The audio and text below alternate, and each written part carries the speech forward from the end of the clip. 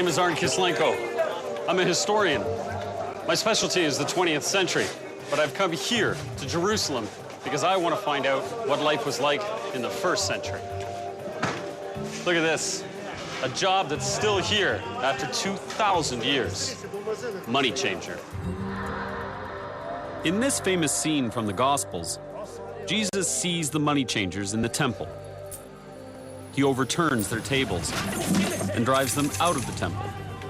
Everybody's always been interested in the commotion Jesus caused. But I want to know what all these people were doing at the temple that day, and what they all did for a living. What were their jobs like? And what drove the economy?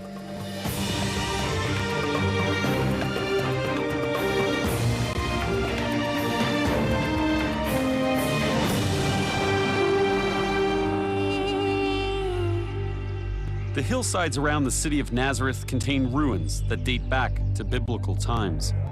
They've helped archaeologists and biblical scholars recreate what Nazareth would have looked like in Jesus' time. James Tabor, a biblical scholar specializing in the life of Jesus, is here to show me just how real it is. But listen, James, was Nazareth really like this? I don't even think it could be reproduced, no matter what you did. Think about the crowdedness, the smells, the cacophony of sounds. The animals. Animals walking around, the dung in the street. I was thinking it must have stunk. It would have to. We're going to go into one of the houses here.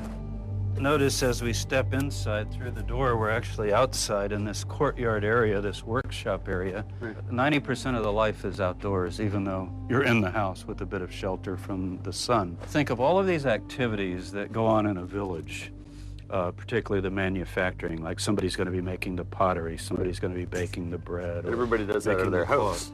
Out of their house. So it really gives you a sense of that workshop atmosphere. Right.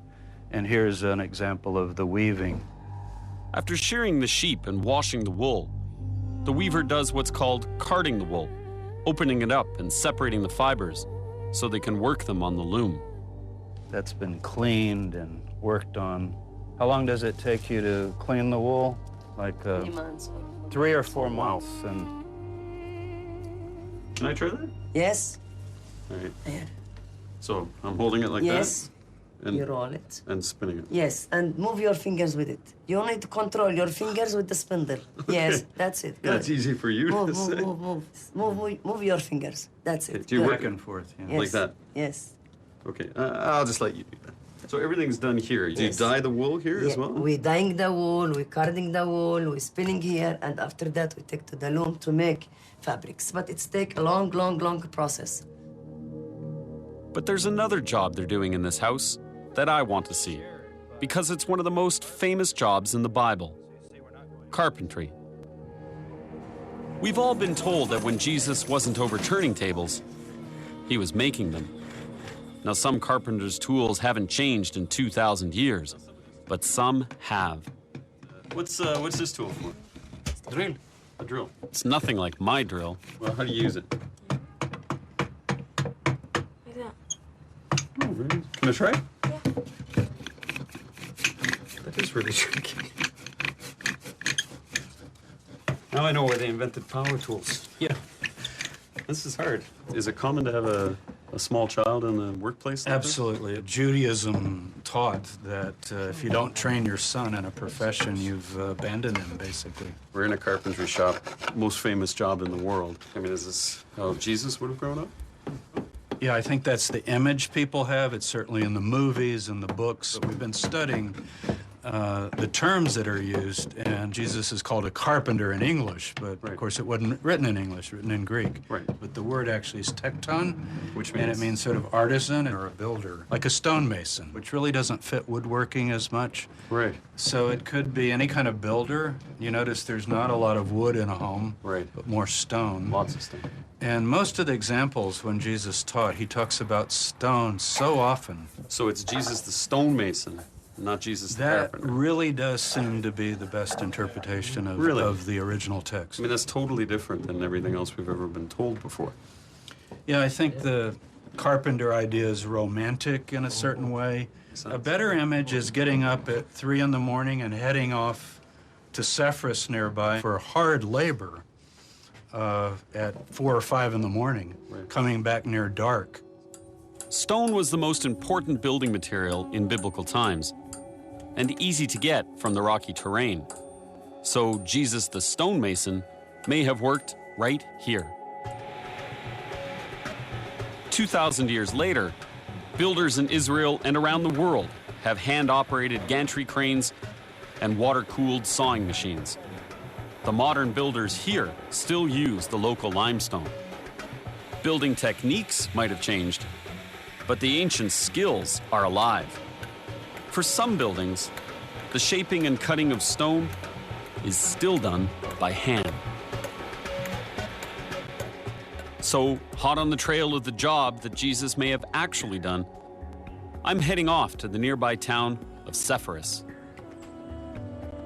Because it's here, only 3 miles, but a world away from the village where he grew up, that Jesus may have gotten his first taste of the occupying power of Rome. This is James Strange, a world-renowned authority on biblical archaeology. He's been excavating Sepphoris for nearly 30 years, so he'll know why stonemasons in nearby Nazareth could have worked here in Jesus' time. All the houses and buildings that you see over here to the left, that's Nazareth. Right there. That's right. This is the economic center. So everybody from 18 miles around can come into this city and buy and sell. All the villagers, all the little hamlets, independent farmsteads, whatever they are. But also this city is in a major trade route that extends all the way to Italy and all the way to Egypt. So it's a trade hub. Yeah, very much so. Would Jesus have come here? When Herod the Great dies, this city revolts, and the Romans respond by destroying it. Then Herod the Great's son, Herod Antipas, inherits this city, so he gives orders that it be rebuilt. So thousands of workmen have to come in here. Someone has to cut the millions of stones that are in this mosaic floor. Jesus very well could have come and worked here. Jesus, his father, his brothers could all have been here. That's incredible. In Jesus' time, the Roman Empire ruled over Judea. Pagan Roman life, with its many gods and liberal ideas, was very different from how the Jewish people lived and how they prayed to one God. So the young Jesus lived right at the intersection of traditional Jewish culture and the urban life of the occupying Romans. He wasn't raised to live as the Romans did, but he may have built their houses. Huge houses. Here's what remains of one of them. I mean, look at our feet. I think it's the biggest threshold in the state of Israel, and it's the most finely cut. So I'm thinking a bureaucrat. Some kind of bureaucrat. In fact, I would guess we're looking at a magistrate. Right. We come into the opulence of, That's right. of his office, I presume. There was a pool right over here. That's a pool. That's a pool. There was another pool over here. So you had 2 Roman pools inside this building. This is astonishingly big and Roman. Even the administrators would be local people in the higher Rome. So they get co-opted into the occupying. That's right. Right. That's right. So the Romans didn't just occupy, they influenced many of the Jewish people. Many of them were Hellenized or Romanized, absorbing Greek and Roman culture right here in the busy city of Sepphoris. So what was it like here? It's the main road. It's absolutely teeming with life. People going everywhere. They're buying, they're selling, they're manufacturing. There'll be a laundry, you can go in there. This will be selling spices, and it'll be very aromatic. It must have really smelled. Oh, yeah, you bet it did. Think about a fresh fish shop, and you're walking right by it, you know, with all this fish, and the sun's been on a little while. And then also there are 2 drains underneath us, on either side of the street, actually, and all kinds of sewage is running through there.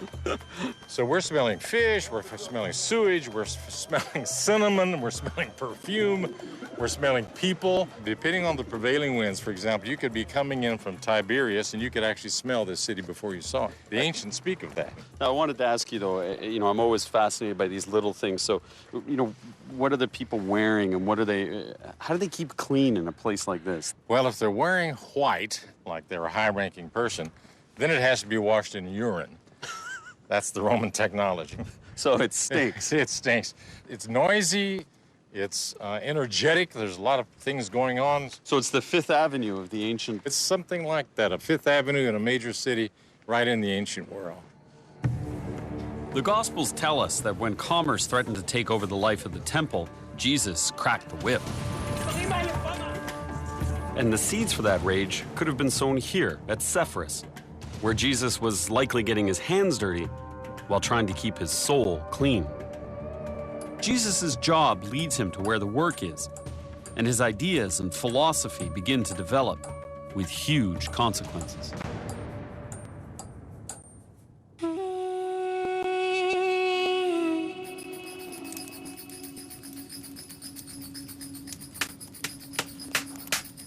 This is how every day began in first-century villages, with women making bread before dawn.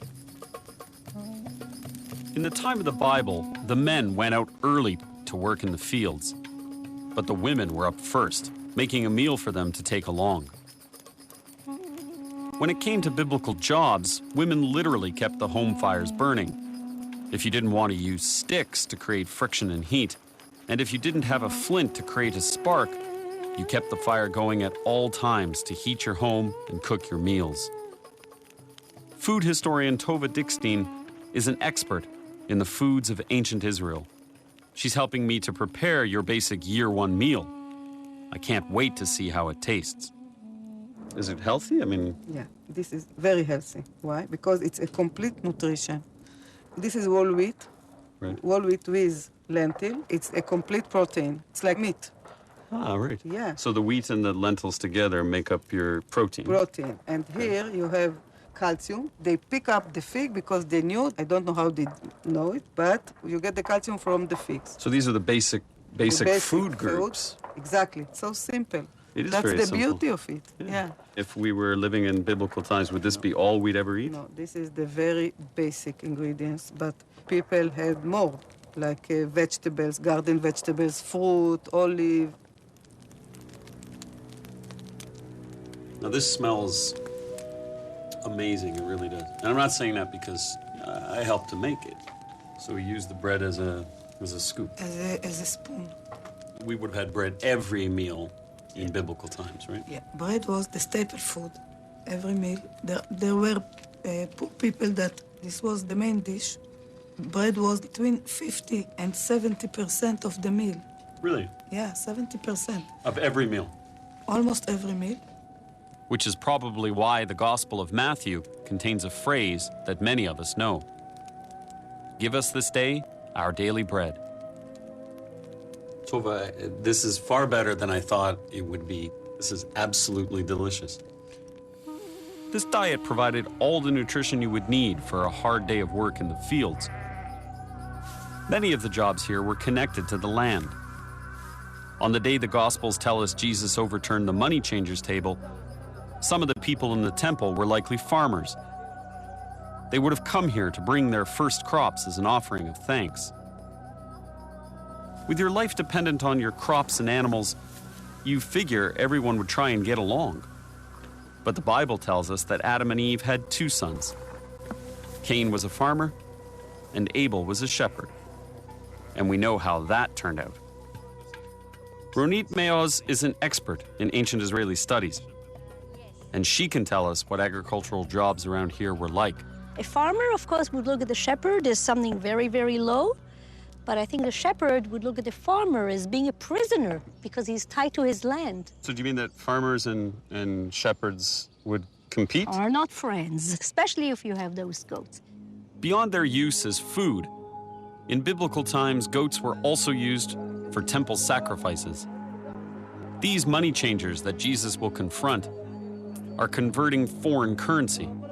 And one of the reasons pilgrims needed the local currency is so that they could buy animals to sacrifice in the temple.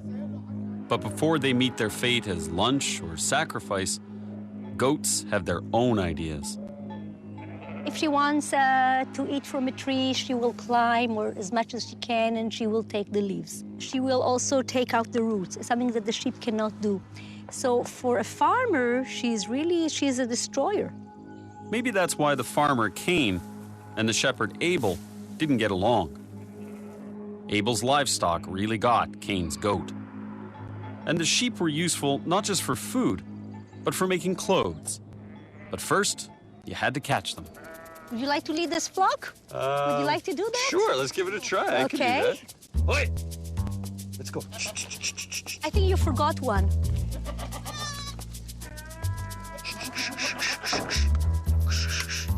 Oh, yes. Did you see that? Champion Shepherd. Is it terrible that I'm thinking lamb kebabs right about now? For the biblical farmer, the most important task was growing enough food for his family. Animals provided crucial help plowing the fields and growing staple foods. No wonder the Bible mentions animals so often. They were life and lifeline. Your mule, your cow, whatever animal you had is really your friend. She knows you. The most important thing in my world, She is. Yeah. Yes. because Yes. everything depends on her. Yes. But in the Bible, isn't there a reference to plowing a straight line? Jesus says to his followers, if you follow me, do it like you are plowing in the field. Just go straight after me. Don't look right, don't look to the left. Yeah. And that's Okay. not easily done. All right? Yeah. Now the left one. Yikes. Yeah, I think she's more interested in eating than in plowing. Start going. You know, it's a lot easier to say that than to do that. I know, Dia. darn. Dia. Wrong dia. Wrong. Dia. Very good. Dia. That's it. Yeah. Yeah. Look, I'm doing it. From morning to night, I'd be out Morning here to plowing. night, you'd be plowing now. It's really a lot of I'm work. sweating now. But you know that God said to Adam that with the sweat of your brow, you will get bread out of the land. Yeah. There we go. That's a girl. Biblical farmers developed a terracing system still in use here. They cut large shelves out of the hillside to prevent the soil from washing away. Here they grew barley and wheat and anxiously hoped they'd chosen the right amount of seeds to eat and to sow. So that's the actual barley. Just the seedlings, yeah. It's very important that they get settled now on the ground and that they grow and they get roots. So what's the worst thing that could happen as a farmer in biblical times? No rain. The worst. Nothing grows? This is going to be bread. So if there is no bread, there is no life here. From the time of the Bible right up to today, for the Jewish people, unless you've broken bread, you haven't had a meal. And in the Holy Temple, beyond the courtyard where the sacrifices were held, was the sanctuary, and the only food allowed in there was bread. But to grow the grains needed for your bread, you needed water. Being a biblical farmer meant looking to the skies and praying there would be enough rain. One of the toughest jobs was hauling water, and guess who did that? Actually, you're now doing a typical woman's job, you know. This is a woman's work. Very hard work. Of course, very important. One of the hardest will be given either to the women or to slaves. We're university professors, Trina.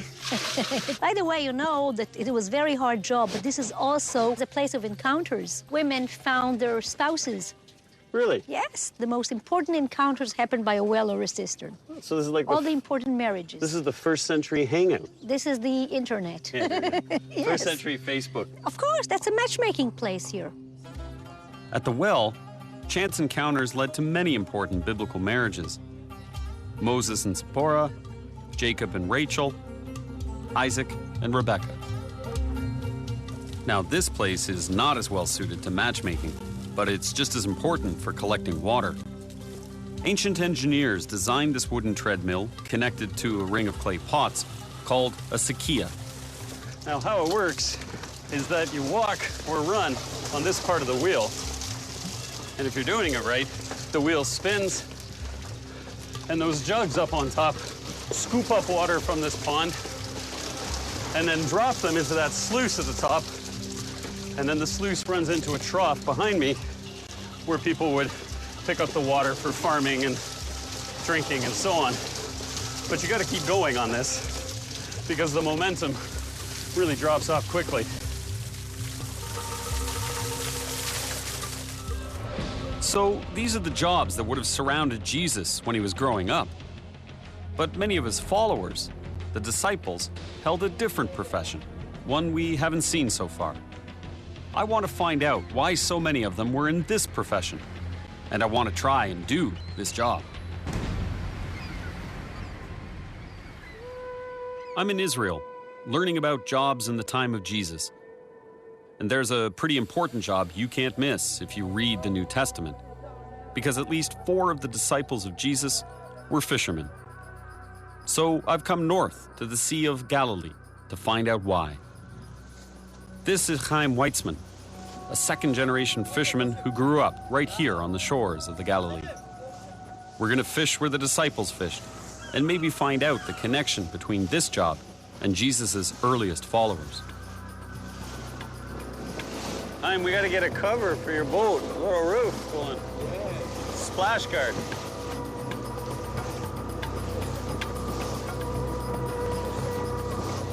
That's a hat. I love that. Now I'm a fisherman. Yes. Looks good. Yeah, very good. So how did the disciples know where to find the fish? Like Chaim, they knew the waters around here, and they used their instincts. It didn't always work, but they had Jesus. And the Gospels tell us he miraculously knew where to find the fish. We have sonar. We're fishing for tilapia, which has been swimming in these waters since before the time of the disciples. Now, they call it St. Peter's fish, named after, guess who? Very good. Fish, fish. Hey. Yo! Look. Yes. What Oh, good. My first fish in a net! Look at that! This is bigger, but mine's tougher. How many fish do you catch every day? It's 100 kilo. 100 kilo. 100 kilo, yeah. In one net. One net, yeah. Well, I caught slightly less than that, and I'm gonna cook them up biblical style.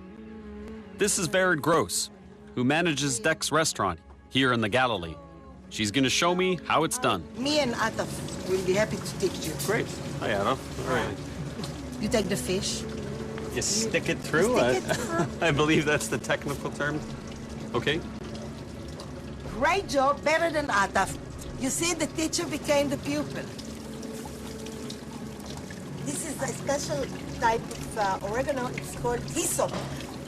Like that. Yeah. This is hot. The whole thing. And if you want to check if the fish is ready, Yeah. you take the stick of the oregano Okay. and you try to, you know. So this is my ancient fish thermometer. Yeah. If it goes through, it's ready. Hi, Jim. Hello there, Art. How are you? All right, look at that. I'm impressed. Wait a second. Little biblical garnish here for you. Little biblical garnish. Well, very nice indeed. While Jim enjoys my expertly caught and brilliantly cooked St. Peter's fish, I ask him about the biblical fishing business. First of all, you fish with nets. That's what's economical if you're trying to do something commercial. And then when you fish with nets in the ancient world, you fish at night because the fish can't see the nets at night. In order to keep your clothes from being ruined by the wash and bringing in nets and so on, you usually fish naked. The TV viewers will be glad that I didn't try that experiment. That's a little too much. These people, I mean, fishing in ancient times around here, are they poor? Oh, not at all. This is the most stable industry for this area. According to the writings of the first century eyewitness Josephus, the Galilee had a thriving economy with a salting factory to preserve fish for export. And with some of the catch, they made fish sauce, which was called garum. I'm meeting biblical food historian Susan Weingarten to learn how to do this fragrant job. We're going to cut these fish up, put them into the pot together with salt. The guts of the fish have enzymes in them. The enzymes will break down the flesh of the fish. The salt will prevent it from producing all sorts of harmful bacteria. And we leave it around for 3 months. Any kind of fish, right? Any kind of fish, everything goes in. Always a bit of salt in the middle. Now, what was garum used for? The top quality garum was used as a condiment, as a flavouring, as rather you'd use soy sauce nowadays. The lower quality ones was the sort of thing that you dip your bread into, perhaps. Right. And at the bottom, there's a sludge, which they used to eat. The sludge would contain the bones, which don't get digested by the enzymes. And it's these bones that we find archaeologically, and we can identify that this was a place where they made garum. Whose job would this have been? Other than mine. Other than yours, right. They would be made in factories. We've found the remains of garum factories all around the Mediterranean. So this would have been a commodity. A commodity that was traded widely over the Mediterranean. King Herod imported garum from Spain. Spanish garum was the best. They've even found garum in Masada. Would this have been considered to be a good job as a garum maker, or...?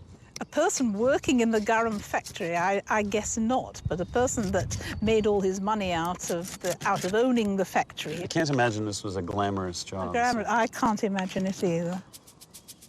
So how long has this garum been sitting? This garum's been sitting here for a month and a half, and this one for a bit over 2 months. Beautiful. Yeah, let's have a go. Look, you can see the fish, the way they're all decaying. This is absolutely revolting. It wouldn't smell nearly so bad at the end of the process. This has to rank as maybe one of the worst jobs I would ever have to do. We didn't make you eat it, did we? No, and I'm really grateful that you didn't. So there were lots of fish in the Sea of Galilee, which could be sold, salted, and made into fish sauce for export. This was a good business. And in the nearby fishing village of Bethsaida, where many of the disciples came from, there's more evidence of how profitable a job fishing could be. Bethsaida is right on a major international trade route, the Via Maris. You've heard of the road to Damascus? Well, it starts down in Egypt and goes right through here.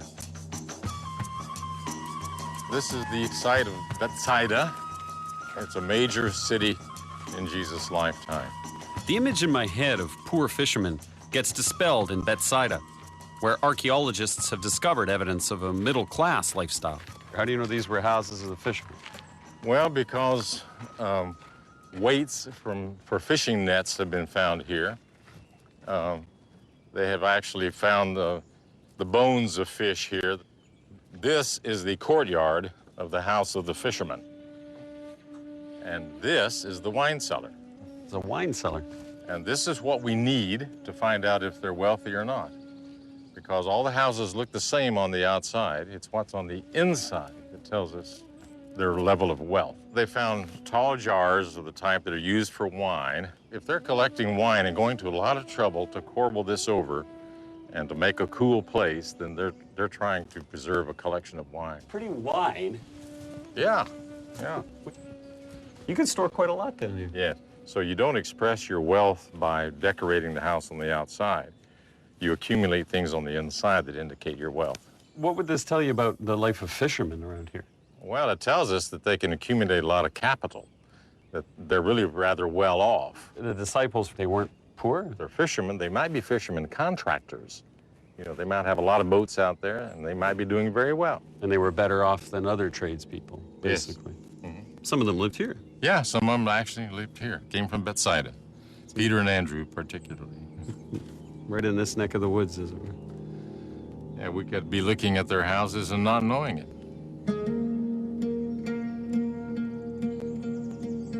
You know, it makes sense that the disciples would have had well-paying jobs, because the Jesus movement is a rebellion, a revolution, and that takes cash as well as belief.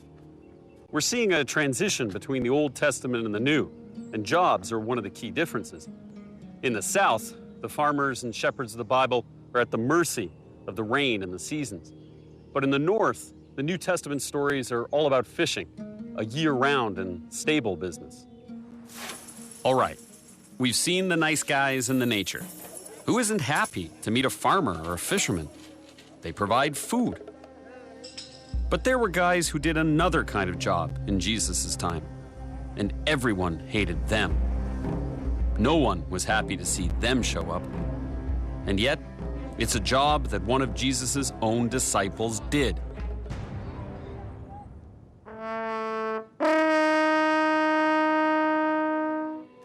In the first century, the Roman Empire ruled over Judea. But not only were the people colonized, they had to pay taxes to Rome. And what did the Romans do with all the money? Some of it went in to build places like this. I'm here in the ancient city of Bet Shean, and all I can say is, wow, this place is incredible. It is beautiful. It's massive. And I'm thinking that at its height, it must have been incredibly opulent. Everybody has that reaction. Their mouths just drop open. They think, you know, am I in Rome or Greece? And here we are in Jewish Roman Palestine. This area has been inhabited for over 9,000 years. And no wonder. 2 rivers converge here in the lush Jordan Valley, making for a plentiful water supply as well as rich soil. And its location also has strategic importance, as the road north from Jerusalem intersects here with the coast road from Lebanon. So I gotta ask, I mean, how on earth would you pay for something like this? Well, the simple word is taxes. And the Romans insist that conquered territories pay their own way as well as pay for this sort of massive building. What kind of taxes are we talking about? There are individual taxes per head, and there are property taxes. There are cuts into a certain percentage of produce. We think it might be anywhere from 30 to 50%. For the poor, it had to be truly oppressive. It wasn't graduated, so if it was 30% of a smaller amount, I mean, you could barely get enough to eat. So when it comes to first-century jobs, ruling over another country and collecting taxes from them is certainly one of the most profitable. So if it's an oppressive tax regime, I mean, is this like 1776 where you have the taxation without representation? Actually, I think 3 times we have record that Herod Antipas, who ruled Galilee, he reduced the taxes. And the only reason he would do that is the people were finally saying enough is enough. Right. And the final revolt was even over taxes. So what happens if you can't pay? Is there any sort of tax break? I think it's almost like tightening screws. The client ruler, Herod, is watching to see how much pressure you can put on. In addition to all this splendor, which may not have interested the local workers who were paying for it, the Romans also used tax money to build roads and aqueducts, which did interest the locals. So there were mixed feelings towards the Roman conquerors and towards tax collectors. Not the most popular job then or now. But one of the disciples of Jesus was a tax collector, Levi, who was also called Matthew.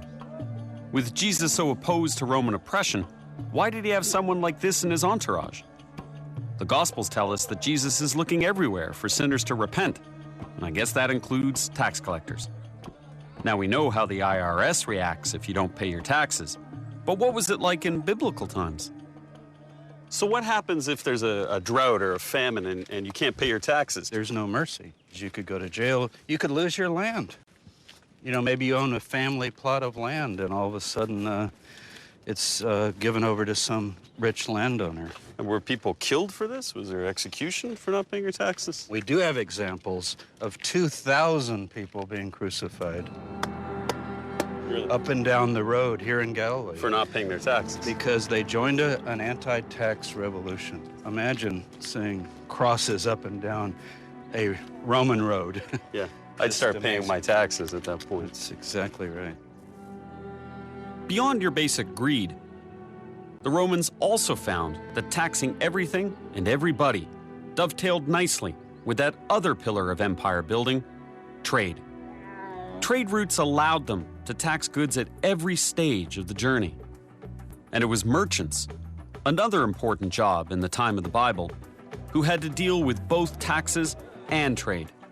Getting your wares to the big cities sometimes involved a great deal of travel, especially for certain goods that the city absolutely could not do without.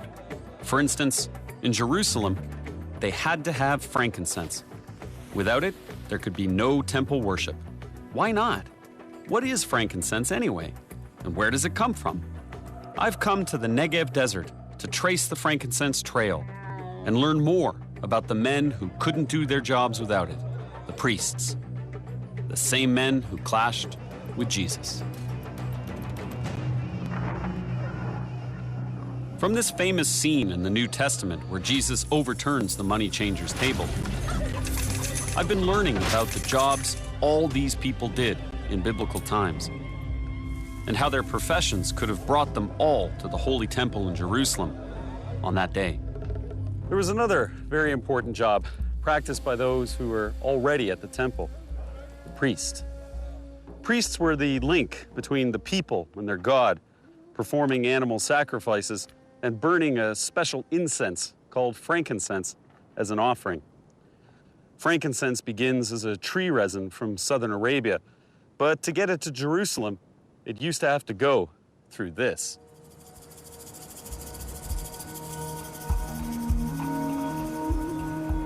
I'm in the Negev desert, taking the same route the merchants and camel drivers took. And I'm here to meet Yunus Aburabeya and his herd of camels. Salam alaikum.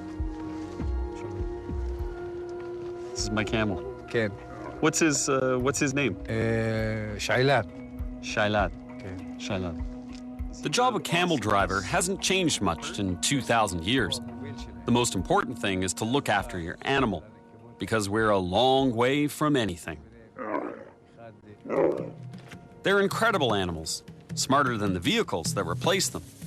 And unlike cars and trucks, they can go over almost any terrain.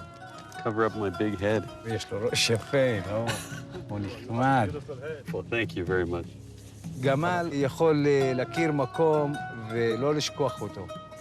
אם אנחנו לוקחים אותו לבאר מים והוא שותה, עוד שנה, שנתיים, הוא יכול לחזור לאותו מקום. יש לו זיכרון, חבל על הזמן. Bedouins always feed their guests. And if we were ancient merchants, we would certainly need to be fortified for the journey, taking frankincense through the desert to Jerusalem. That is delicious. Now I'm ready for my first camel ride. עולה? כן. Okay. Oh, I'm on a camel. That's great. And now what do I do? How do I, I should have read the manual before I bought the camel. Okay. There's no instructions for this. Right. Whoa! That's the big camel. Whoa! That is something else. This is the only way to haul cargo in the desert. These guys are the 18-wheelers of the Middle East.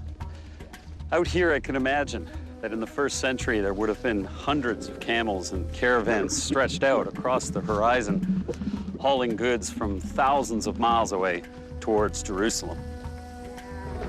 And there were jobs along the way, too. Since camels shed, their owners made money from their hair, which was used to make clothing. Remember spinning the yarn back in Nazareth?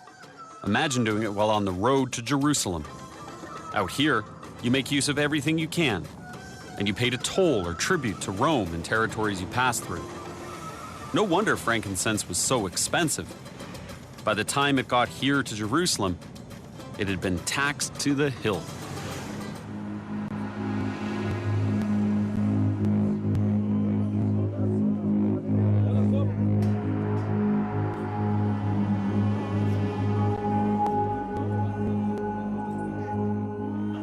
I'm in the souk, or marketplace, here in Old Jerusalem.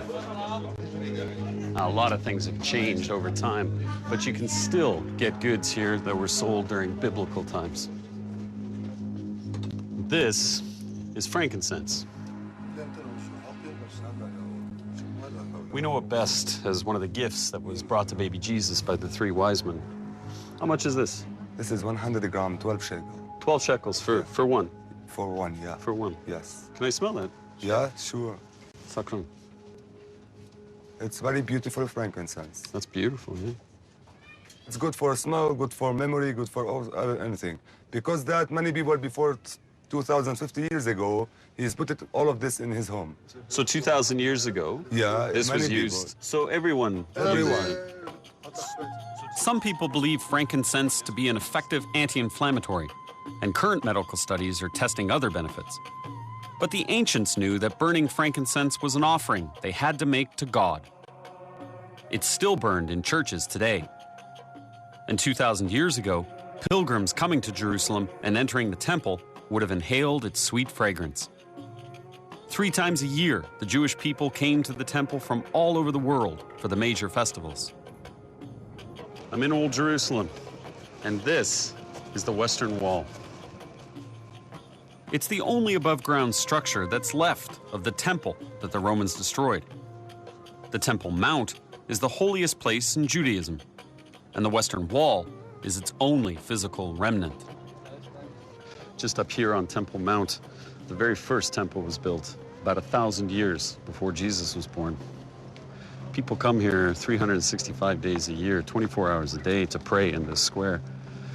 Many of them write prayers on small scripts and place them in the wall. Others kiss the wall.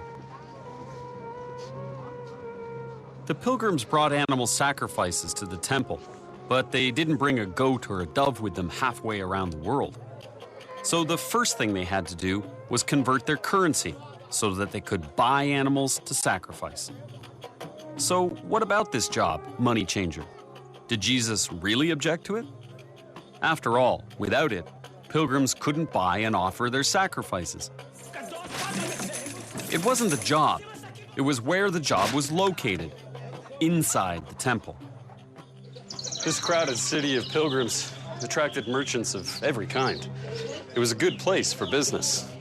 But Jesus didn't want the temple turned into a business, and some say the priests were allowing it to happen.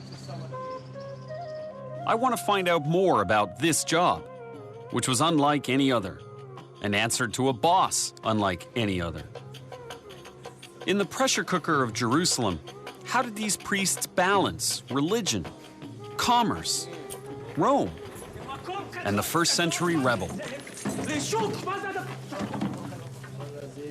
In the time of the Bible, Jerusalem was as busy as it is today.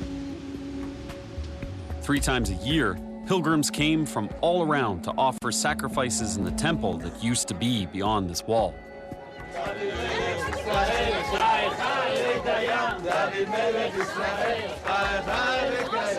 Jerusalem's pilgrims were great for local jobs, then and now. There were food vendors, there were hostel owners, and there were merchants of every kind. But unlike today, there were thousands of priests who served in the temple. These priests were in the temple to represent the people before their God, and nothing could interfere with them performing their holy functions. The most important functions were performed by the high priest, but under Roman occupation there was plenty of interference with this job, and Rome made sure that the man it wanted was appointed. His duty was to God, but pleasing Rome allowed him to fulfill that duty. So he and the other priests had a delicate tightrope to walk. Shimon Gibson is a world-renowned biblical archaeologist who directs excavations in Israel. He can bring us closer to the lives of these men, for whom ritual purity was the key to being able to do their job. So here you can see one of the gates which led into the temple area.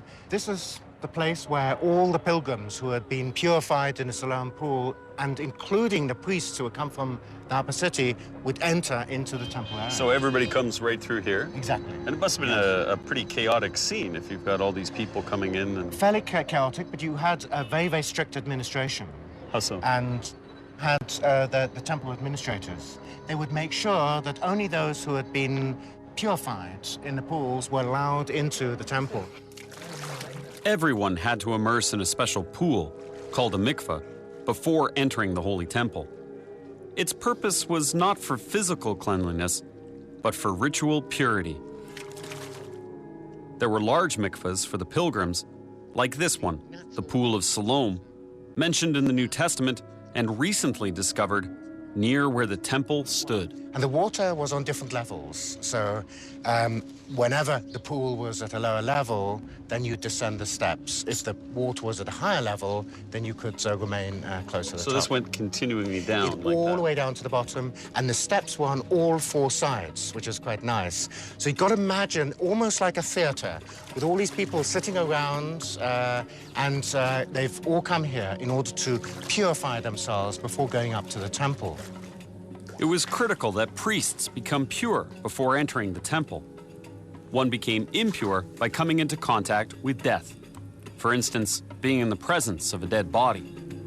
And life's potential was sacred, so both the presence of semen that had not conceived, as well as menstrual fluid, required a trip to the mikveh. The priests believed that if they were impure when they entered the temple, everything they were trying to accomplish in the prayers for their people would fail. There were, and still are, strict rules about what kind of water could be used in a ritual bath. It couldn't be brought in by unnatural means. It had to be rainwater, or from a spring or river. Since nothing was more important than this ritual purity, some of the priests had their own private mikvahs. Shimon Gibson is digging in what is believed to have been a priestly quarter of ancient Jerusalem. And he has discovered what is believed to be a priestly house. So we're going to go down here. We're actually going to descend through time because we're at the level of the Ottoman period. Right up which here. is, yes, which is mid-16th century. And we're going to go all the way down to 2,000 years to the levels from the 1st century, from the time of Jesus. Fantastic. So we're going to descend the elevator of time.